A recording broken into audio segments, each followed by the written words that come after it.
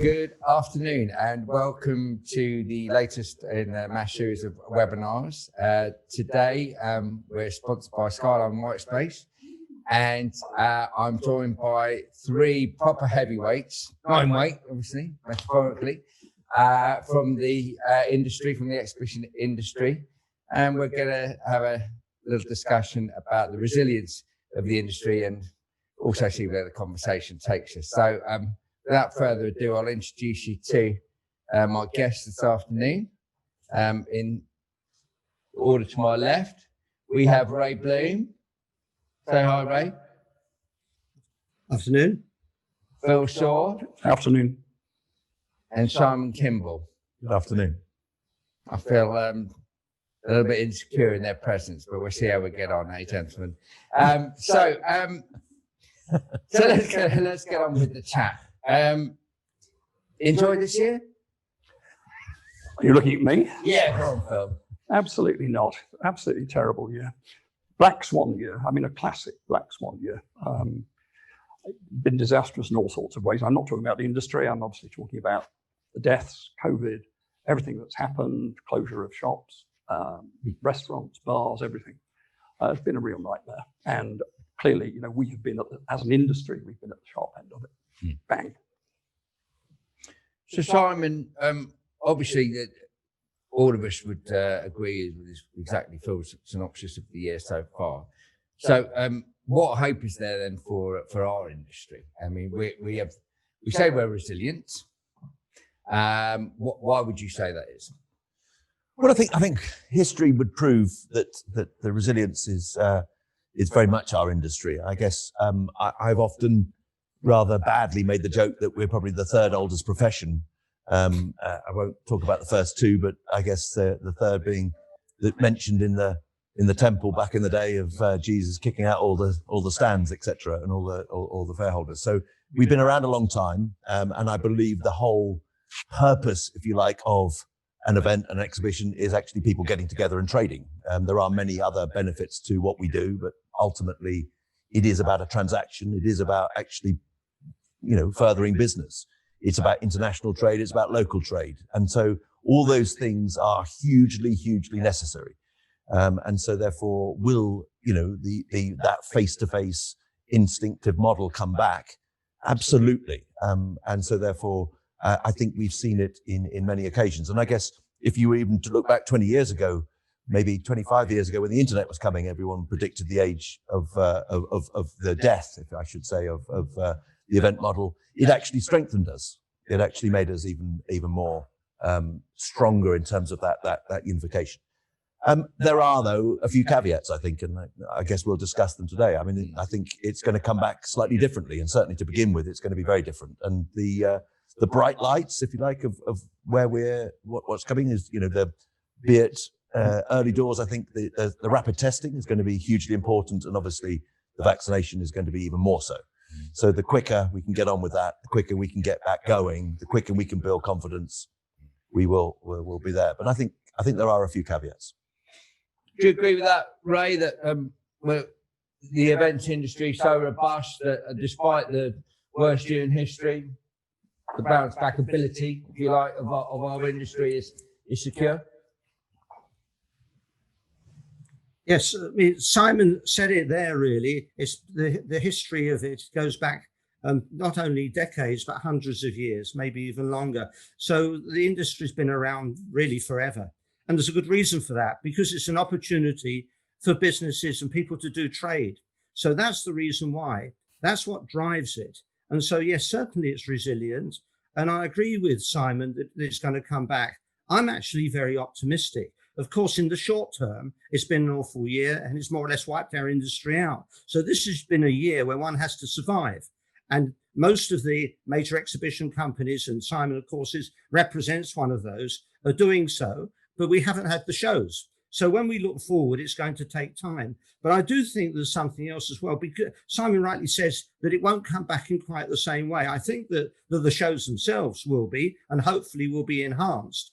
But I think the fact, and I know we'll probably talk about that, but digital is actually going to bring us closer together with our clients than ever before. And I think that we've actually made a step towards that this year. So yes, the resilience is there, and I'm very optimistic about the future, but it will certainly take time to get back to where we were in 2019. And in fact, frankly, I don't think it's worth comparing with 2019. I think we just have to move forward and rebuild. Well, you like a history story. The boys are talking about, you know, the history of exhibitions. I read today actually. You talking about it in EN? Actually, you talking about the first fair, was it in 1240. I love your history on this. So there you go. So it's all there. It's all in black and white. First recognisable trade shows were 1240, and the Holy Roman Emperor gave a license to, in Latin, needless to say, to Frankfurt and Leipzig, that they could run an annual trade show. And the term that was used, the Latin term that was used, was trade fair in both cities, and absolutely crucially. Brilliant. Come on, Simon, you know your Latin, come on. and crucially, that he would not allow other trade fairs to be run within 100 kilometres of Frankfurt and Leipzig. Wow. And that's nearly 800 years ago. And the essence of trade shows has not changed in 800 years. The fundamentals are the same. There's the trade show, there's the slot, there's the acceptance of the lack of competition, and they run annually, and they run in the same places. And you've got the Frankfurt Fairgrounds and Leipzig Fairgrounds, and they're still there in the same place they were 800 years created ago. by that. And we've been through plagues, we've been through the Black Death, we've been through the Spanish flu, we've been through wars, we've been through cascades of frogs and locusts and all the rest of it. And basically the model has survived all those things. Yeah. And we will survive this, or at least it would be extremely peculiar if we didn't after 800 years. And talking of survival then, obviously everybody's had to batten down hatches and do anything and everything they possibly can to get through this year. You know, extraordinary circumstances. No one saw this coming. Tell us a few things that you've had to do. Let's start with you, Simon.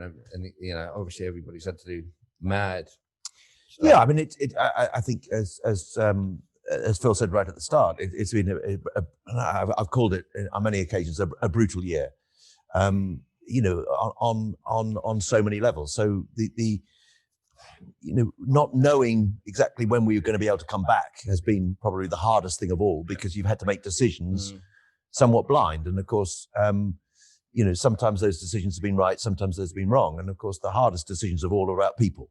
You know, ultimately, that is probably the worst thing. And you know, I'm sure all of us have had to do it, and everyone within the industry, be it a supplier, be it a venue, be it an organizer, we've had to say goodbye to some people that we didn't want to say goodbye to. That at the start of this year were very much a part of the future, not part of the past.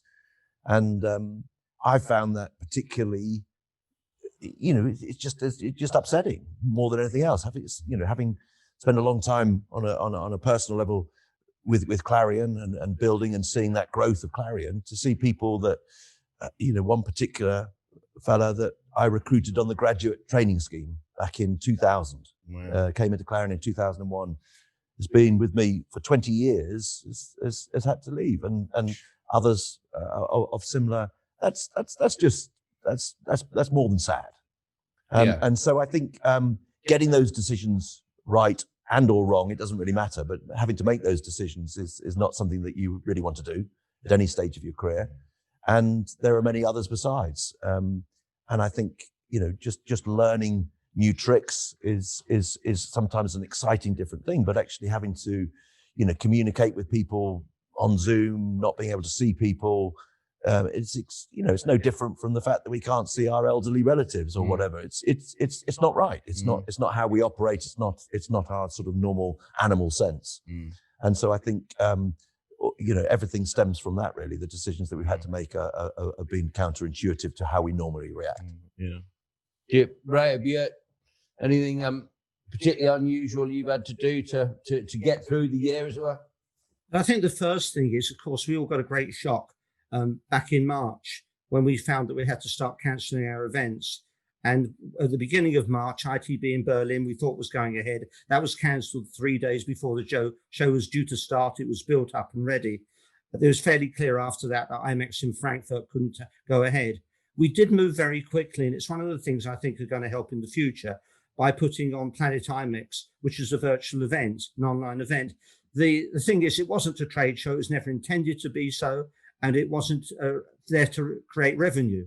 It was there for us to put on an event to keep us in touch with our industry, something for the industry. And of course, at the same time, we have a significant staff for 2 shows. And also, really, they converted from the physical show to putting this on. It was a tremendous effort, and I think a great achievement, because we moved on it very quickly, and we only had 2 months. And of course, we didn't really know anything about it. We'd never done it before. So we put that on. And then when IMEX America was cancelled, then we put on Planet IMEX 2. And they've both gone down very well with the industry. So I think that's kept us in touch with our market. And I think it's been a year to communicate as strongly as possible with our markets. I mean, obviously ours relates to the meetings and events industry, but whatever industry you're in, I think it's been necessary, an opportunity to communicate closely with your markets. We've always done that, but I've actually found that despite that, some of our teams saying they've forged even closer relationships this year than they had previously, because of the intense communication. Of course, it wasn't ideal to have it on Zoom, absolutely not. But nevertheless, we've kept in close contact. That's why I feel we've only got 2 shows. You can't compare it with organisers like Simon with so many, but nevertheless, the principles apply. We're very much poised to move forward once we're able to. So that's why I'm not optimistic. I mean, it's been an awful year when you have 2 shows and neither can take place. It leaves you with nothing, doesn't it? And that's exactly what we've had. But nevertheless, looking forward, we're poised to go. And of course, we can't help but be heartened by the vaccine coming out, because that's absolutely critical. I know it's going to take time. It needs to be distributed. It needs enough people to take it. But it is going to happen. That's the point. So really, this year has been all about survival, I believe, and putting ourselves in a position to come back as quickly and as strongly as possible. And has the survival techniques been, I mean, obviously you've got your fingers in all sorts of companies, Phil. Has the survival techniques been different anywhere? No, I mean, I think we've all basically done the same thing. Clearly we have everybody working for Closer Still, for instance, took 20, 30% pay cuts. The board took 50% pay cuts almost immediately. One thing we did, I think we were relatively early to say we did not expect to run shows before the last quarter of 2021, and we decided that back in April this year. That allowed us to make assumptions about planning ahead. We're fortunate, of course, because we have a very strong private equity major shareholder who's been very, very supportive. That puts us, rather like Simon, in really a relatively good position. But it was a little bit more than that. We actually also spent a great deal of time thinking, okay, what does this mean for 2025? And we've spent a great deal of time looking at where we might make acquisitions, where we might make launches. And indeed, we made our first acquisition this year a couple of weeks ago. And we've launched 4 shows in the last 4 months, and not to run now, but to run towards the end of next year. And we're looking very, very hard at the opportunities that might arise. And that's been a lot of the work that we put in. And you 3 are all pioneer winners, EM pioneer winners, and you're that for a reason. So, and that means that you're brave and you've faced new frontiers many times in your career and done something, reacted accordingly. You've obviously all reacted quite quickly to this brand new frontier that no one expected or wanted. But do you think that stood you in good stead, and that you're perhaps characters that can face new landscapes quite quickly and done it before? I think being very old helps. I don't think it does, really, because you have seen things, and you can draw on a certain amount of experience. Although this has been but you couldn't freeze in this situation, is what I'm saying. It's that, would you say that's true, Simon? That I mean, I'm very, very lucky in as much as with Clarion, there's a good team there. So I think the way you look at this both individually and collectively is somewhat interesting, and it's a lot easier if you've got a good team and you are looking at things collectively. So Russell, who's running the business, Lisa, Adam, etc. Our management team within Clarion were we were aligned in the thinking and actually having many hands able to do those sorts of things and be sensible about what we were doing, and they were able to get on with it and get on with it well. I think the interesting thing comes, I think, is the next bit. I think this is and what people are doing now and what they're going to do over the next year or so is going to be, to me, the real difference between the winners and losers. And I think that's where I would bet quite heavily that the Ray and Phils of this world will be thinking about that perhaps a little bit sharper than some other people. And I think that's where the opportunity comes. And there's just before this conversation today, we've been talking before, there's those little nuggets that you hear from people that have been around a long time that are kind of just chess players. They're not thinking about where they move the next pawn or the next rook or whatever. They're 3 or 4 moves ahead. And I think that's what is going to be quite interesting. And I think for those that aren't doing that, I think are going to get caught. Yeah. So that pioneering spirit, we have Phil's already making his moves, right? And I think you alluded to it as well, that you're already thinking way ahead of next year. That's it. Would you agree? Well, yes, definitely. We're looking ahead to next year and beyond next year. I mean, just to Phil's point, experience is a benefit because you've been through tough times and seen things before, and you know that if you deal with them properly, it's not the end of the world, although it might appear to be so at that time. But looking ahead, I agree with that. That's what we all have to be doing. And that's why I say it's no point in looking backwards to when things were at their peak, but to look forward and see what can be achieved. And so much can be achieved. And I was very impressed just then to hear that Phil's launched 4 shows this year. It's so positive. And I remember seeing something on the news and someone was talking, say, well, you wouldn't launch an exhibition this year, would you? And they said it half jokingly. I thought, well, I think I know some people who would if they had half a chance. And I think they don't understand us. So they don't understand the industry and they don't understand the nature of the people in it. And of course, you have to have belief in what you're doing. And that's, I think, is what we're talking about today. The world won't stay as it is now. And the fact that we might have been hit hard as anything could be doesn't alter the fact that what we do and what we believe in is extremely important to trade. And that's shown across the world.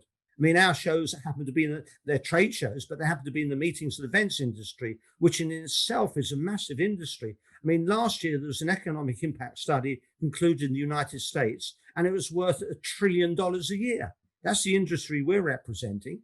So therefore, of course, it is going to come back, albeit there's all the discussion about will people travel to events and so on and so forth. And there are different views on all of that. But I believe not only will people travel to events, but I think that the digital side of it is going to drive more people to events. That will take a bit of time, but I believe it will do so because if I give you an example, IBM normally we're going to hold a conference in San Francisco for 30,000. They held it digitally. There are about 110,000 attended. They'll go back to face-to-face in the future. And it could be that the first year, the numbers won't be 30,000. But if they've got 110,000 who are digitally watching it, how many of those are going to want to attend in the future? Because you only get part of the value when you do it digitally. And many traders and many associations, industry associations, are saying just that. And we all know that because what we miss most of all is the networking. Okay, so I think, so we accept that the industry will come back and it's a robust model. Is that down to the model itself, that human beings want to get face to face? Or is that down to the people within our latent industry, our industry that passes under the radar all the time, and the people within it? So, which is it? Is it about us lot? Is it about, or is it just about the model? It doesn't matter who's running it.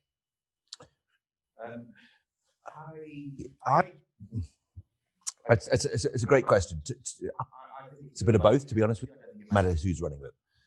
And I think that's potentially a banana skin coming up for us exhibition organisers, because I think that the competition per se is not amongst ourselves.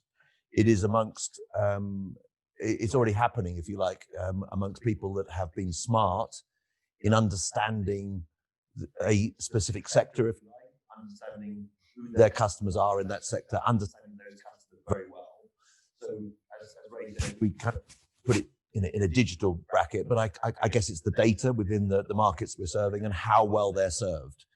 So I think I don't think it overly matters who or what are the people that are doing it. I think what matters is then that you really understand what the customers and what those people within that sector really want. If you are doing that very, very well, and I think there's some great examples of in Phil's business and clearly in Ray's business where he understands that market so well, then I think then the execution of that, which is potentially easier, and we know how to do that, is then the icing on the cake. But actually, if we don't understand the ingredients that go in to make the cake, then the icing doesn't really matter. And so that's how I would use the analogy of that particular answer. Okay. Well, what would you say on that? Do you think it's the people involved? I mean, obviously, we talk about the fact that our industry's not, we're not recognised, no one loves us, but it's full of people who are doers. It's full, that pioneering spirit, brave, etc. But is it the model really? What do you think? Oh, it has to be the model ultimately. Obviously, there are certain people in the industry who are better than others. I mean, Ray and Simon being good examples of people who are exceptionally good in the industry.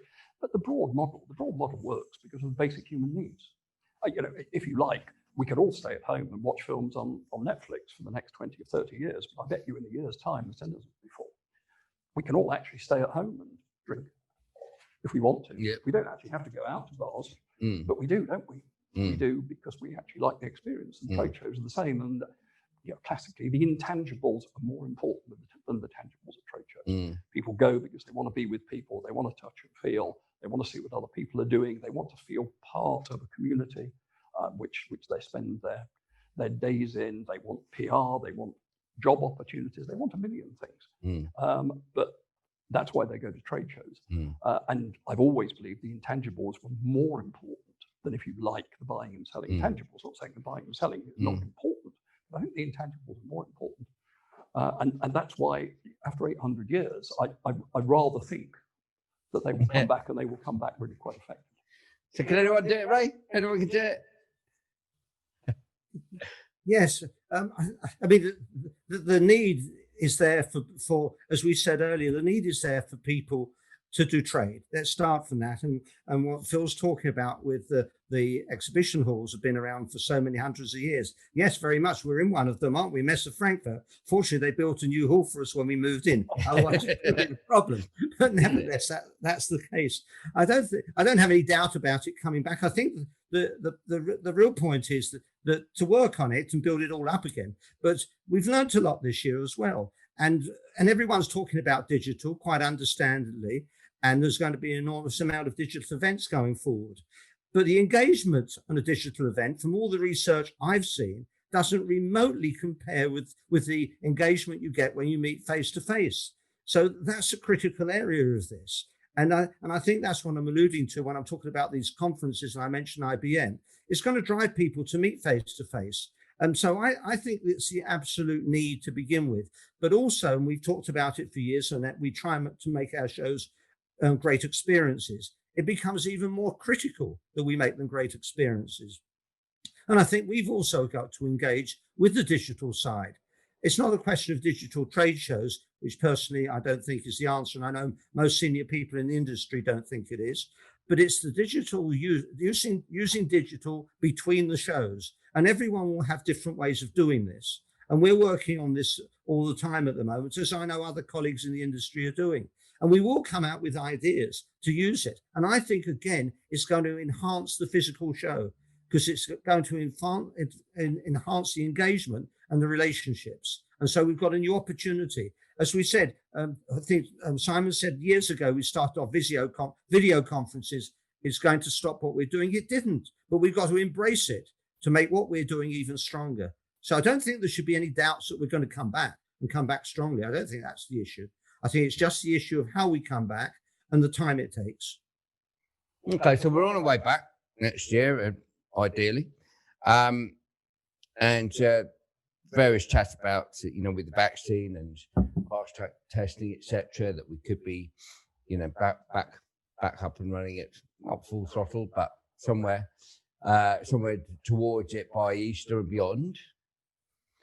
Now, that's all well for organisers. What about the supply chain that's obviously been decimated in these times, and some awful stories of people, massive part of our industry, lots of people that we know and love who've been around for ages. And what are we going to do about that in terms of making sure that your shows are supplied for as soon as it opens up again? And also, what else can we do to support the supply chain, which is obviously critical for us?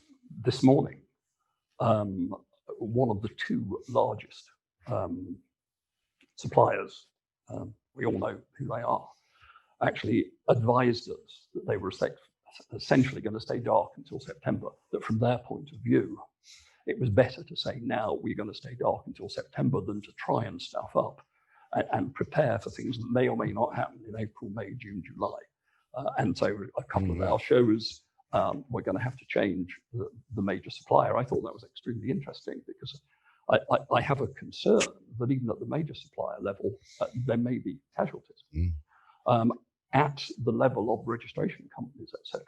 I mean, we are trying as best we can to provide support in the sense of supplying, okay, this is going to be okay next year, so we'll pay you for doing this, looking forwards. But there is a limit. There is a limit to that, to what one can do. And actually, the question is a very good one, and I would like to say I had a clever reply, and I don't. I'm sure Simon's got a much cleverer reply than me. No, I don't. But what I do get angry about, and I think this is something that I can't see it's changing, but I think we need to have government that are actually being forthright and accepting that we are going to be a safe organisation, so that we can get back at some point in time. So we need to, at some point in time, someone needs to make a very, very brave decision, which they won't, of course, but then someone needs to make a brave decision to say, yes, we will be opening. We will be allowed to do it along these types of terms, and that we'll be in a situation whereby we can get cracking. Because actually then we can work as an industry, be it with venues, be it with our partners, be it with other organisers, and get the whole thing going again. It's this indecision and acceptance, if you like, that things could change tomorrow, could change the next day. That's going to continue to destroy all of us whilst that prevarication goes on. And of course, no one in government at the moment is going to be brave, because no one in the world in government is being brave. They're all being run by the health and safety experts,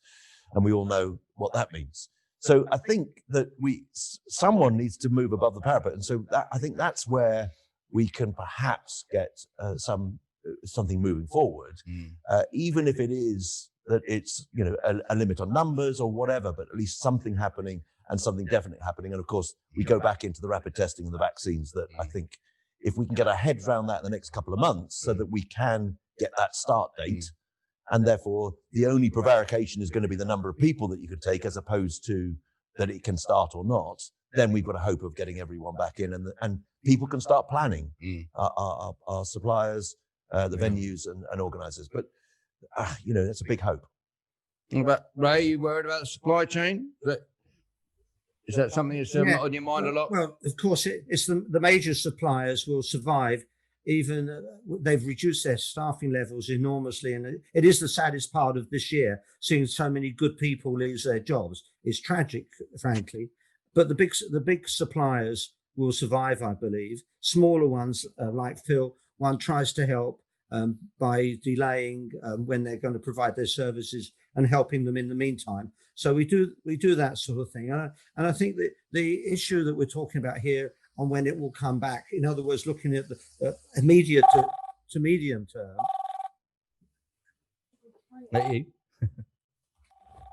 Excuse me, we're calling in the technical department. It seems good stuff. Thank you, Sarah. Anyway, don't leave this room.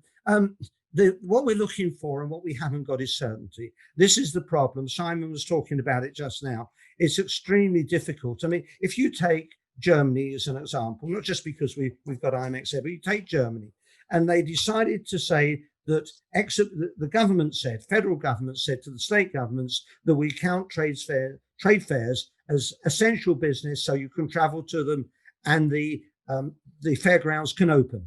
But we leave it to the states to decide how many people can go in. And now we look at the situation today, and the situation on COVID in Germany is worse than here, having been told all year by people who didn't agree with what the government was doing, rightly or wrongly, look at what Germany are doing. Well, Germany have tried their best, and nevertheless, it's worse than it is here. So what's the situation in Germany for next year? It's uncertain. And even when you look at the United States, we've got to get the vaccine out. The certainty we want, unfortunately, I don't think is going to come, because no one has been able to predict what's going to happen on the virus.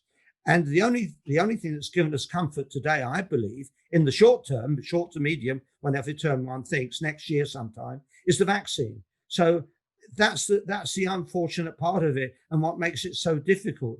And of course, there's been an enormous amount of lobbying to government, if you take it in this country. And I think to some extent, they get the message, and not in the way perhaps some of us would like, but they certainly recognize what's going on. But I know, having spoken to politicians, that the one thing they said we won't give you, we'll support you, is certainty. And that's the problem with it all. How do you plan when we were talking about lead times for our shows, up to 1 year, sometimes longer? So that's really the issue. And I mean, as an example, I mentioned earlier ITB in Berlin, which was fully built, due to open 3 days later. And ultimately, it was the Berlin government that cancelled it. But it wasn't really through them. It was because the population in Berlin reacted so strongly to all these tens of thousands of people coming to Berlin that they really had no choice but to cancel it. So it goes even further than the politicians, and they're reacting to their public in their cities. Happened also in Austin, Georgia, on an event that South by Southwest that takes place there every year, and where it fills the whole city. Again, the mayor said it will go ahead. There were petitions and so on, and in the end, the mayor had to cancel it. And I believe it won't go ahead in 21 either. Given that uncertainty, I mean, what have you all got planned? When are your first shows back? What's on the agenda? We, as I said earlier, right from the first week of April this year, we planned financially on the basis of not running anything until actually end of September next year. That doesn't mean we won't run things. I mean, we have a couple of dates in Germany where it looks as though we'll be able to run a show, but we're prepared financially for that week of September. Is that in the UK, the September one? Everywhere. Yeah. Worldwide, apart from the two German shows. If somebody could say to me now, that's okay, you'll be able to run a show December the 27th, I think is the particular date. And on that date, and after that, it's okay, I would grab that today. Okay. Sean, when are you first? So back? I mean, obviously we've got shows running in China, which is some relief. We've actually, believe it or not, run some shows in America already. Right. Not huge ones, but nevertheless, well, you can imagine where we ran them. We didn't run them in California and New York, but they were in more red belt as opposed to blue belt. Anyway, so we run a couple there. Listen, it would be. I wish I could promise. I wish I knew when we could. We are desperately, a bit like Phil, desperately hoping it's going to be that we're going to be able to run some events sort of April, May onwards. But it really comes down to the combination of vaccines and how effective and quickly we can start getting those out, and obviously, the AstraZeneca Oxford University one is that much more important to me, even though it's not as the efficiency of it clearly is not as good. But I think that's because it can be distributed much more easily. That's quite good news. So we need that to get going quickly, and the combination of testing. I think we do have a chance. I really do believe we have a chance of something April, May time. On a restricted but nevertheless go level, and I think that to me is important. I don't think that you can necessarily run a big international show in April, May. I wouldn't have done that, but I certainly believe we'll be able to run a regional and UK based or whatever country based show on that basis April, May time going forward. But I'm an optimist, not a pessimist. So, Well, I'm saying, well, we've got conflicts obviously in May, and Ray, yourself in May, yeah. Yes, well, there's two questions, aren't there? The first one, will the halls be open? And we don't know that today with what I said about Germany. So there's obviously a doubt. But the other big issue, even if the halls are open, is that we're totally dependent on international travel. You're talking about over 150 countries participating in the show. And as it is today, people couldn't travel there. I mean, the quarantine rules that are in place around the world make international shows, major international shows, an impossibility. That's one of the features I think is going to change during next year, linked to the vaccine, linked to testing. I believe it's going to change, and the airlines desperately need it to change anyway. So I do think there's going to be action there. But how quickly this happens, we just don't know. So once people can travel again without the quarantine, then we'll have international shows again. And that's really what we're dependent on. Do you think it might be easier to run consumer shows quicker then? Yes, I think so. I think local regional shows. I think there's even some, there's a lot of innovation around. I've seen people, even though venues are shut, for instance, are taking over. I've seen some shows in America specifically whereby they've taken over a motel with 200 rooms and actually sold all the motel rooms out. And what a great idea that is, everybody. Who could have thought of that? But that type of thing. So I think that if you have a certainly not disagreeing with Ray at all on the international side, but if you've got a controlled local-ish audience, and you can legislate when they come, how many comes, all the rest of it. I believe right from the get-go that our industry is safer than going to B&Q on a Saturday morning, as it has been, and will continue to be so. And we've got to prove that yet. But if we get the chance, that will bring the confidence. So I think that actually, ironically, is going to be the thing. I had the privilege of being to the only one game that Fulham played this year in front of 2,000 people, and there was one of the guys was on the news on BBC London News as an 80-year-old man that went to the Fulham Liverpool game, that went because, and he was very scared in going because he didn't want to go to, he was worried about how it would be actually operated, if you like, and he on the news stated very unequivocally that he felt far safer going to Fulham to 2,000 people than he did going to his local supermarket every week. Full stop. I mean, by a factor of 10. Organised events. And so therefore, if we can keep pushing that. So yes is the answer. Yeah. And you must have that experience, Ray, with Brighton, of course.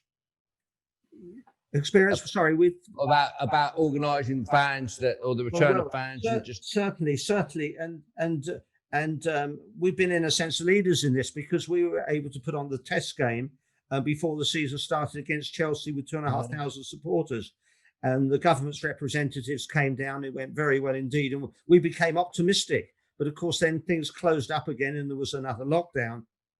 And indeed, since we're in Tier 2, we had 2,000 people for our last game against Southampton, and Sheffield United this Sunday will also have 2,000 people. And by the way, 2,000, although it's in a stadium of 30, as Simon would have found at Fulham, you get quite an atmosphere, and certainly a very good atmosphere compared to no one going. And we're very much hoping that it would go up from 2,000, 4,000, 8,000 and so on. And it will, but we just, again, can't quite tell when. It's extremely safe for the supporters, exactly as Simon said, because the protocols that are in place in the stadium and the social and the distancing between seats make it so. And the supporters are so compliant. They're just so pleased to be there. So, yes, it's going to build up, and there are big events coming at the end of the season, aren't there? Like the Euros and other sporting events, which must be a concern in terms of the numbers who can attend at this stage. But, yeah, I think the only thing I would say is at least football has been able to continue, if we're from that point of view, and the broadcasting has taken place, so people have been able to watch.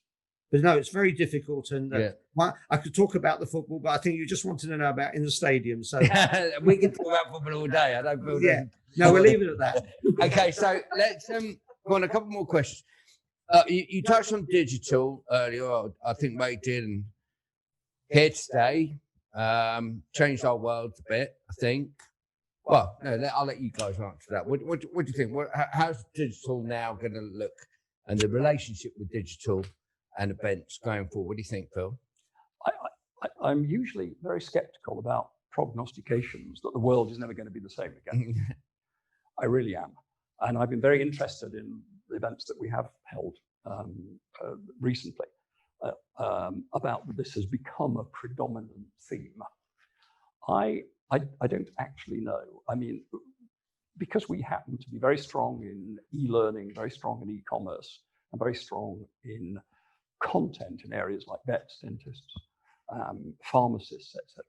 We already have a great deal of digital content. We already are putting enormous numbers of sessions, conference sessions, learning sessions out on YouTube and other methodologies. So it's relatively familiar to us. And it has worked well for us because we're already used to keeping in touch with our consumer base, with our customer base, for those reasons.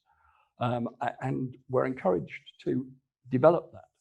But I'm really not entirely sure how one turns the furniture show into a digital experience, right, for instance. And there are certain events, there are certain sectors where it can work quite well. There are other sectors where I'm not quite so sure. And I think one has to be careful as opposed to rushing in and saying the future is digital. 25% of our revenue is going to be digital revenue in 4 years' time, which is a pronouncement from one of our major companies.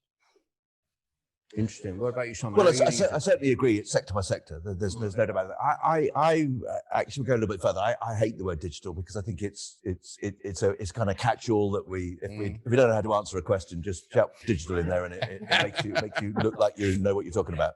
I certainly don't know what I'm talking about. But what I do think that is interesting here is that, again, I guess if you look back over the last 20 years, you could arguably say it's been a little bit easier to run trade shows because people love trade shows in the main, because the industry likes coming together in the main, that all you needed to do really was to actually tell the world when you were on, and they came. Now, better organizers did do good content, did make e-learning very much part of what they were doing and all the rest of it where they could. And I think that really what this has given us the opportunity, if there's one opportunity that COVID has, is that the hamster wheel of an event, which is, even though we got 12 months sometimes between an event, sometimes 6 months, sometimes 24 months, even though there's a hamster wheel, we got chance actually to look at what we're doing and how we're doing it. And I think that we've become pretty good at communicating and actually pretty bad at listening.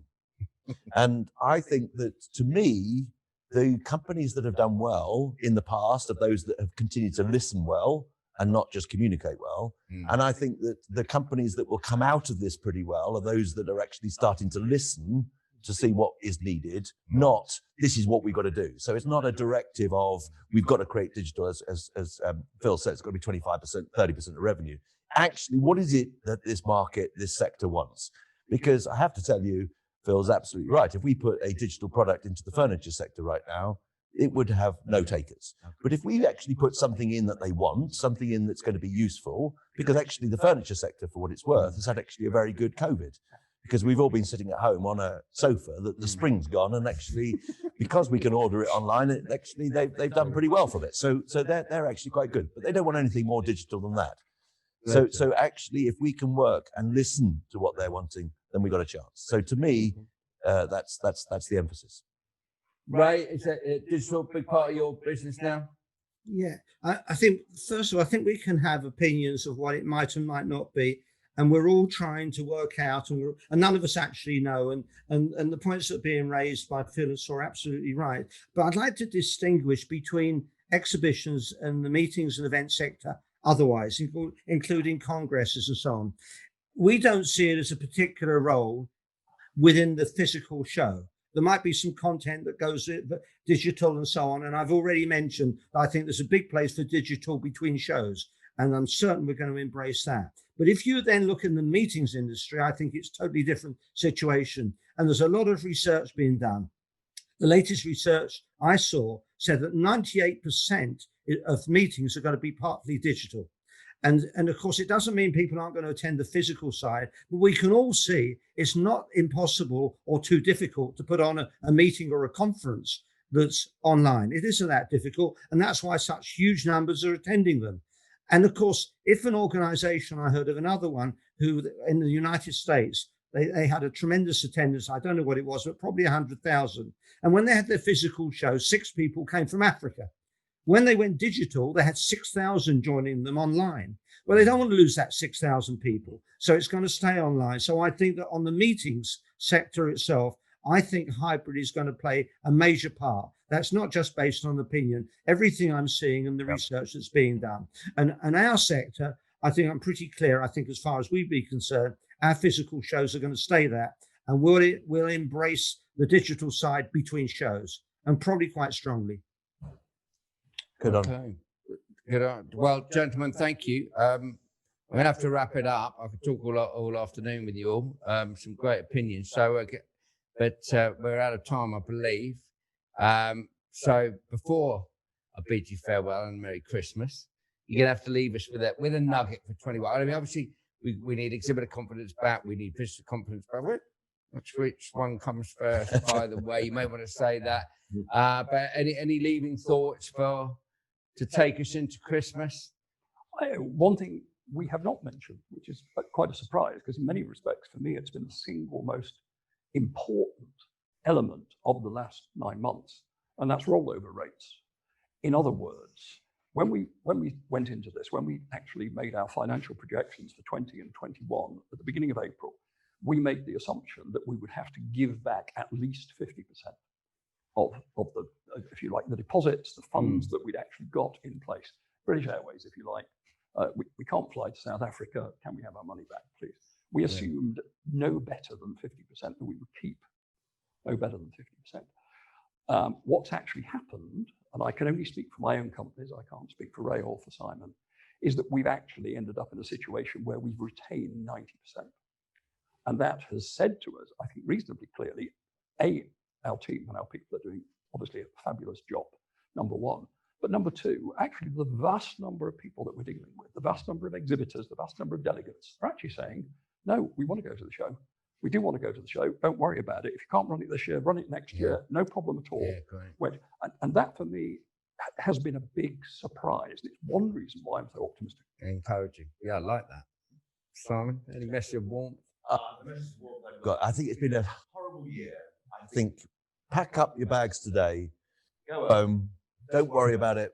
Get your brandy or whatever you want out. Don't think about work for a couple of weeks. And just get all those horrible things out and rest and relax. Give yourself a break, because it's been horrible. It's for everyone. Mental health, all those sort of things. Yeah.